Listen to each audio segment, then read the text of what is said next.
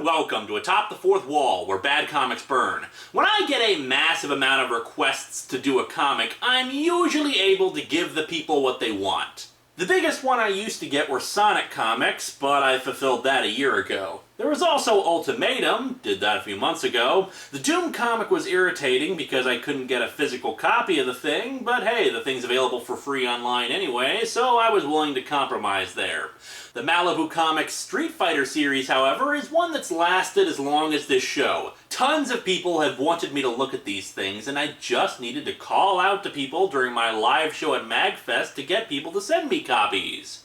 And they responded in droves, sending me email after email of offers to get rid of these things. Well, I'm happy to report that your efforts have paid off, and I am now the proud owner of the first 3 issues of the Malibu Comics Street Fighter series, not only in individual issues, but also a trade collecting them. I admit, however, that I have no real connection to Street Fighter. As I've stated before, I grew up with the Sega Genesis, and while there was a Genesis version of Street Fighter 2, I was more into Mortal Kombat. Much to the chagrin of my mother, who refused to let us have the game in the house because of the blood and violence. Instead, I got to play such wholesome games as Wolverine, Adamantium Rage. Adamantium Rage! Ow. Yeah, that worked out well for me. Still, the question is, with the reputation this comic has, is it truly as bad as I've been told? Well, let's dig into Street Fighter #1 and find out.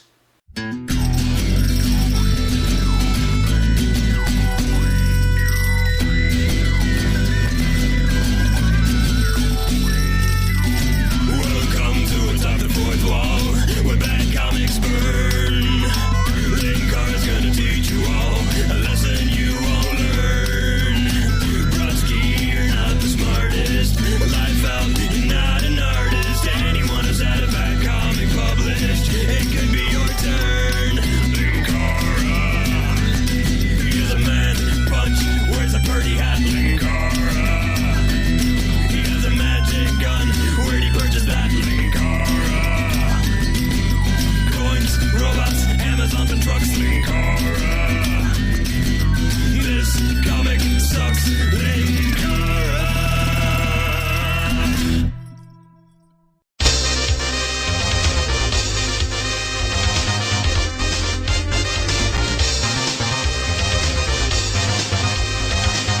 This cover is...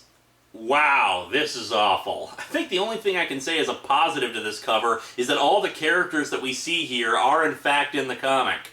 Where do I even go from there? The poses are just odd. Ryu is hunched over as he runs, like he's some sort of big ape or something. Ken is feeling himself up, and Sagat is getting a good chuckle over that. On the other side of the cover, Chun-Li is the only one actually looking decent as she strikes a pose, though I admit I'm kind of bothered by the sheer size of her spiked bracelets. Yeah, I know she wears those in the games, but the spikes seem like they're ridiculously huge here. You'll take your eye out with those things. I could also comment on how generic and lackluster the cover is, what with it just being a bunch of people posing and no real background to speak of. However, I think I'll instead focus my ire towards the artwork. What the hell is with the artwork? I mean, dear lord, look at him, Bison. It's like his face is melting. Similarly, Ryu now has beady little eyes and sunken-in cheeks. Oh, and let's not even get started on the coloring. Am I the only one who thinks Chun-Li's looking a little yellow on the face? Classy. We open with, what else? A fight in progress. Ryu is fighting Sagat, who is promptly getting his ass handed to him by Ryu's fireball hand as he yells out, "Dragon Punch!" You know, forgive me for nitpicking, but does someone want to explain why, if the entire point of Street Fighter is that it's a tournament, mystical energy balls like Hadoukens and sonic booms are legal maneuvers? This also made me stop and think for a second about Street Fighter's story. Namely, what the hell is Street Fighter's story anyway? I admit I can be pretty lazy with my research, but I couldn't find just a straight-up plot synopsis for individual games on Wikipedia, or even on a Street Fighter wiki that I found. Oh sure, there was backstory on the characters in the game, their relations to one another, their motivations, and etc. It seems like it'd be really simple to just say what the plot is and what the Street Fighter tournament actually is. Who's officiating these? Why do the tournaments always occur in crowded areas instead of a controlled environment? Who determines who is fighting who and at what times? What is the ultimate goal of the tournament? I did manage to find a Street Fighter plot guide that indicated that the plot of Street Fighter 2 basically amounts to M. Bison organizing the tournament to try to rid the world of anyone who could stop his plan to, you guessed it, take over the world. Of course! That one was just obvious. Anyway, it occurs to me that putting a bullet in their heads would be a lot easier than putting together a martial arts tournament. And even then, I'm sure people might object to it being a battle to the death, and it has to be, otherwise how would just a simple tournament stop people from foiling your plans? Now, I know what many of you are thinking. It's a fighting game. The plot doesn't matter. The point is to have fun seeing unique-looking characters square off and beat the crap out of each other. And I nod my head and say that yes, for a fighting game, the plot is not that important. However, I am reading a comic based on that fighting game, so I expect to find some story in the comic. Also, this is another nitpicky point, but calling it Dragon Punch just sounds wrong as opposed to calling it a Shoryuken. Yes, I know, Dragon Punch is legitimately canon, but Shoryuken just sounds more unique than insert animal in front of fighting move here. Now, if you'll excuse me, I must go practice my dung beetle flying kick. Anyway, the Dragon Punch burns a scar into Sagat's chest. You burned me! That's right, Sagat, I just burned you, man! A lesson, Sagat, to remind you of your defeat, by Ryu. What's with him talking in the third person right there? Now I'm going to go eat a sandwich made by Ryu! Sagat tries to attack again, but gets kicked repeatedly for his trouble. Turns out this is a recording, and we cut to Sagat in somebody's living room, and he smashes the TV with his own fireball move. Stop it! No! Stupid reality TV! Why won't it stop? Balrog is also with him and tells him not to take that tone with the boss, or else he'll have to trim him down to size. How dare you, Balrog! For 10 years, I reigned supreme in the world arena! And that's all he has to say, just that he reigned supreme in the world arena. Also, what's going on with his mouth there? Is he doing a Stallone thing? I never broke the law! I am the law! Okay, that's it. From now on, I'm doing Sagat with a Stallone voice. Balrog is a boxer, so he manages to fight back and, clone his fist 3 times to repeatedly hit him. That did it. Your American boxing is nothing against Muay Thai. Oh, so maybe the Stallone voice doesn't work when he's putting down boxing. Nah, screw it, I'm sticking with this bit. They fight some more, and get used to me saying that a lot in this review, but M. Bison arrives and tells them to knock it off. Also, if this is supposed to be Bison's place, he's got some weird interior decorators working for him given what they did to the floor. You are an embarrassment to my organization with your constant squabbling. You are supposed to be street fighters, not children. That's it, I'm taking your names off the character selection screen. Now go to your rooms. By the by, anyone else ever notice that M. Bison has the same color scheme as Magneto? I am M. Bison, Master of Magnet. This is merely superconductor electromagnetism. Surely you've heard of it. It levitates bullet trains from Tokyo to Osaka. And it levitates me.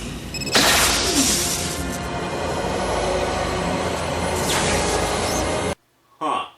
Anyway, Bison, whose face continues to melt away, tells Sagat that he must earn his respect. You must defeat Ryu and regain the Street Fighter Championship! You must destroy him!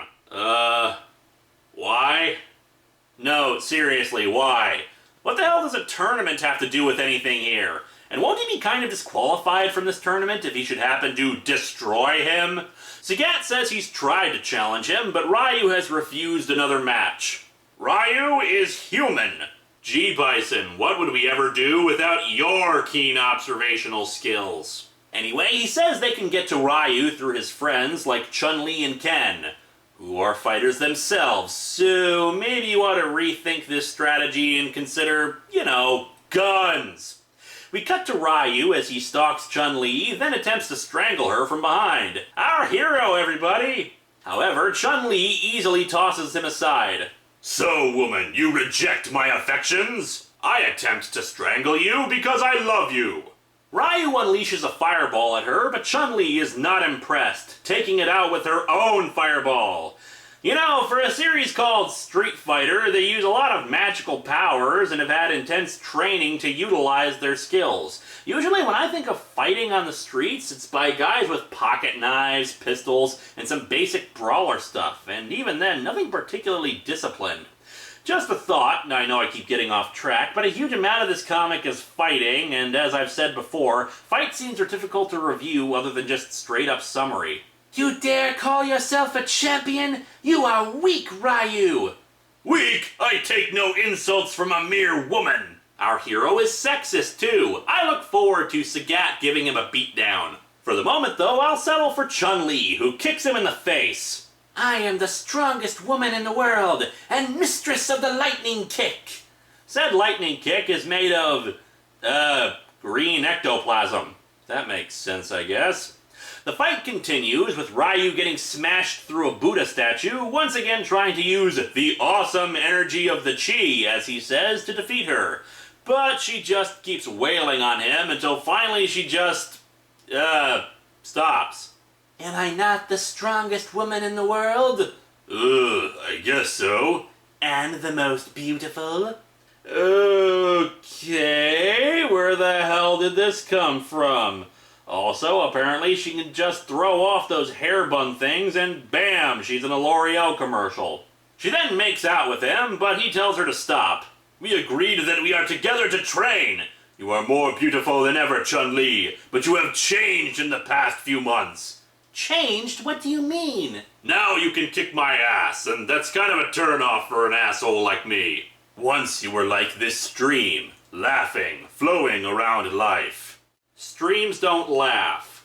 Now you are like this tree, infested with wood ticks. Strong, flexible, but yet rooted in your obsession. So trees keep their roots in the ground because they're obsessed. I'm learning a lot today. Trees have OCD, streams like to giggle. Your quest for revenge against M. Bison has made you a different person. What? Are you saying I am unjustified? He murdered my father! I will have justice! And together, we can be justice! You don't know that! You don't have evidence! Yeah, I mean, M. Bison looks like such a trustworthy guy! For you, the day Bison graced your village was the most important day of your life. But for me, it was Tuesday. Chun-Li says that she's working on obtaining evidence by joining the Hong Kong police and that she works with Interpol now. What are you saying? You've abandoned the way of the warrior for common police work? Once again, our hero, a strangling sexist elitist who thinks police work is too common. Chun-Li points out what a colossal dick Ryu is and walks off, leaving Ryu alone with his thoughts. Chun-Li has grown strong, but has lost much of the joy I used to see in her. The hell are you talking about? She seemed pretty happy up until you said no making out. He thinks that Ken has changed most of all, losing interest in the tournament and becoming a celebrity. I'm getting ready to launch my own clothing line, and I'm shooting a movie this summer. We've already lined up Raul Julia and Jean-Claude Van Damme. Trust me, this is going to go down in history as the greatest movie ever. Goodbye, Ken. I think he has other things on his mind, Ryu. Hot damn, my hair looks great. I just hope this purple outfit doesn't make me look stupid. He then thinks some more backstory about how Chun-Li started drifting from him after she got word of her father's death. Now I am the greatest warrior in the world, but I've never been more alone.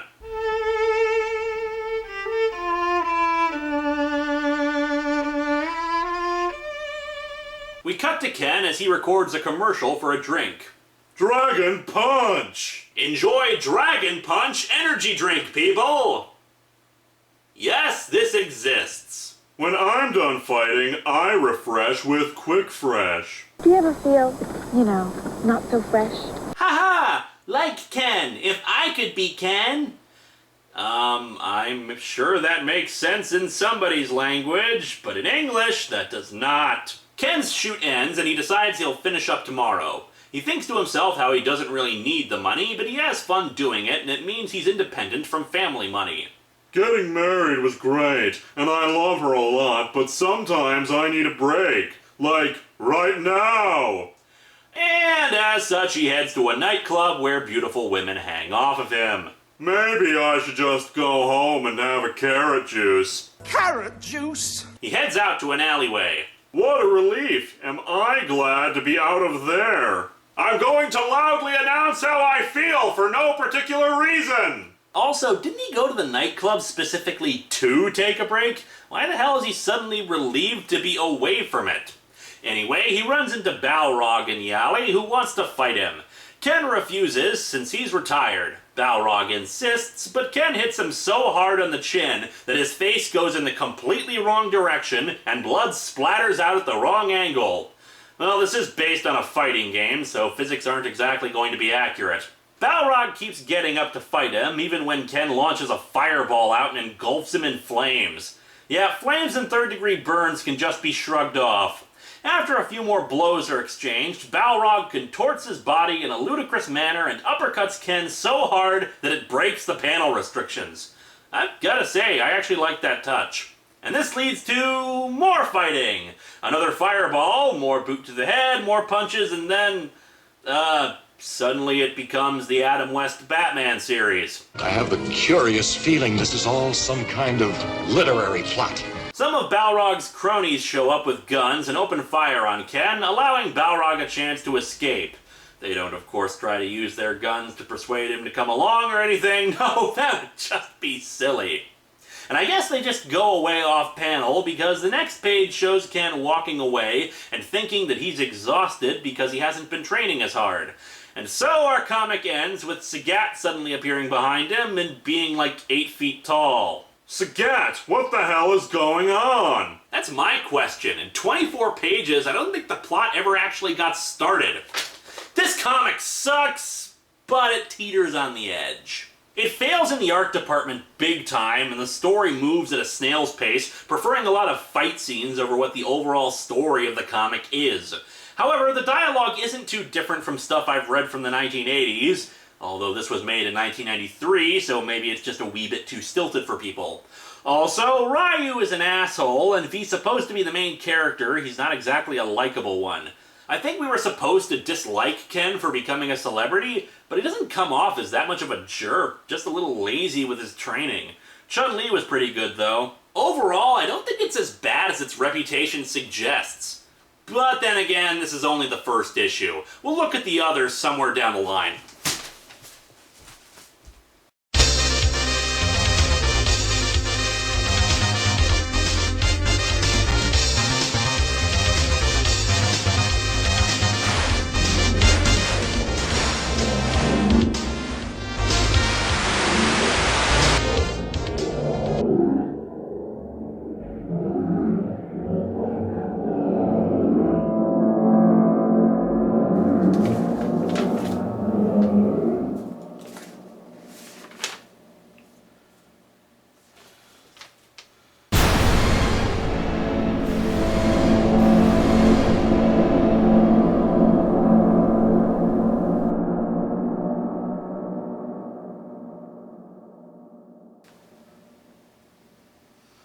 Oh, it is on now!